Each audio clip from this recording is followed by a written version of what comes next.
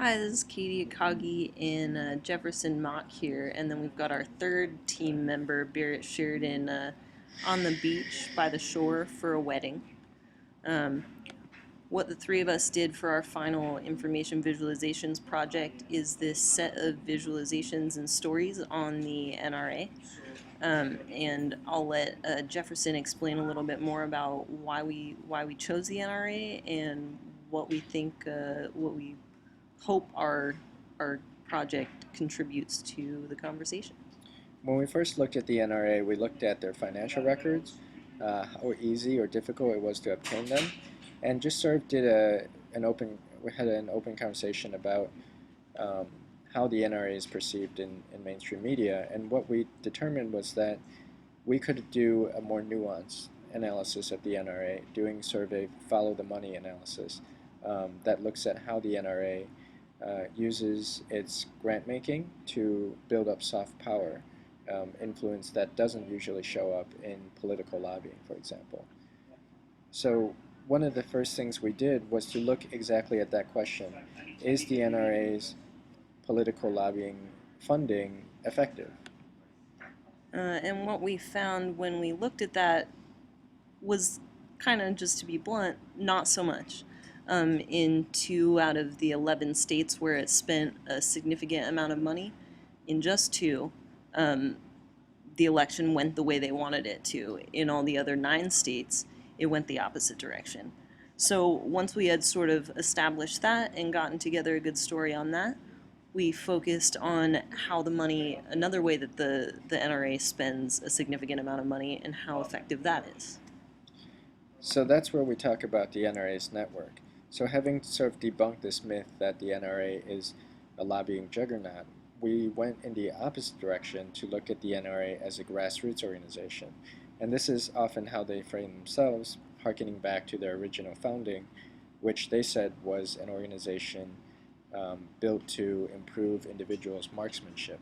So looking really at local individual benefits.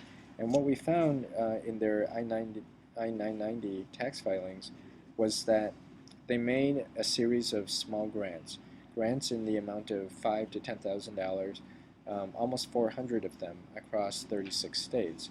And most of these were directed at youth-related programming, so that what we found was that there was a vast majority of their funding trying to target the youth. And we found this interesting because um, they're creating this funding strategy which both targets local communities and young people, serve as a long-term strategy to build up their support. And then the last piece of what we did was to look at where these decisions were coming from, the leadership of the NRA. Wayne LaPierre is the NRA's CEO and executive vice president.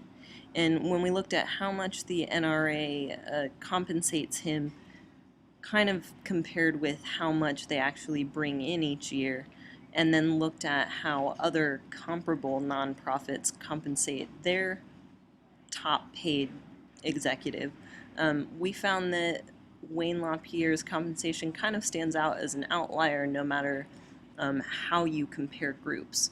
So we have a first chart showing the NRA in relation to 36 other comparable groups, and then we break out into 3 smaller charts to show how the NRA stacks up with subsets of those groups based on particular categories. So we have the IRS classification for nonprofits. We have groups in the bottom left corner that have similar lobbying power or have a similar high profile in the media or just in the public. And then we have a third that looks at groups with similar revenue and similar interests. As we sort of explored that a little bit more, we had a bit of a hard time finding out whether or not Wayne LaPierre, I guess, works in a way that is commensurate to his compensation. And it's sort of an open-ended question where LaPierre sort of remains a man of mystery.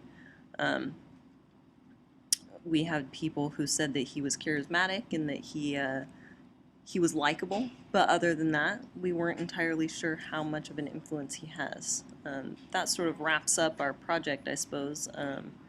Looking at the different facets that the NRA has influenced in political debates and local communities.